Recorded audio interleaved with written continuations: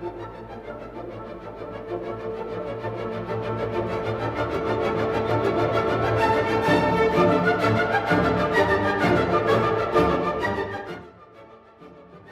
sommes devant le boulevard de la Croix-Rousse, qui est le grand boulevard qui sépare les pentes de la Croix-Rousse du plateau de la Croix-Rousse.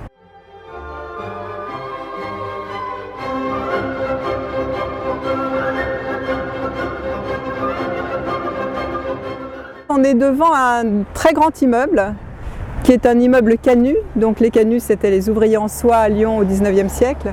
Et c'était donc des gens qui avaient besoin de beaucoup d'espace et beaucoup de lumière. Donc c'est un immeuble avec des très grandes baies et beaucoup de lumière.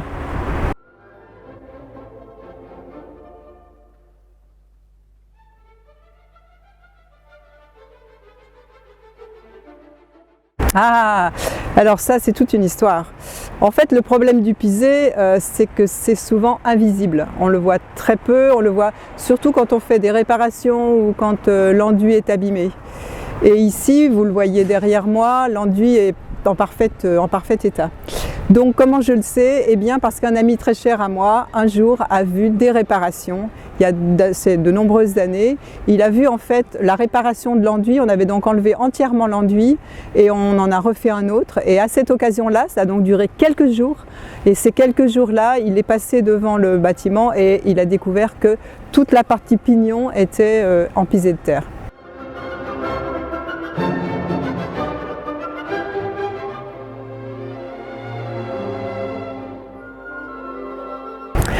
Alors on ne le sait pas réellement parce qu'on n'a pas fait de test sur les 4 murs, mais on peut l'imaginer. Donc ce qui est certainement en pisé, c'est effectivement le mur aveugle, enfin quasiment aveugle, pignon qui est derrière moi.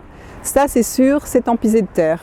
La façade sur le boulevard, qui est une façade comme je vous le disais, très ouverte, avec des baies importantes, etc. À mon avis, c'est pas en pisé de terre, ce serait plutôt en pierre. Et les 4 autres grandes façades, eh ben, on ne sait pas.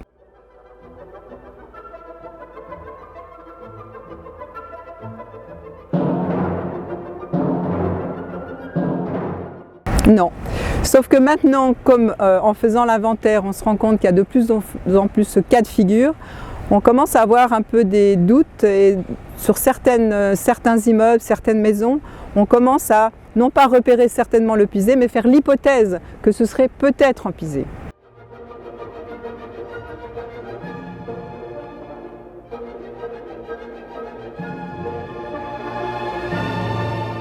Je dirais que malgré tout, oui.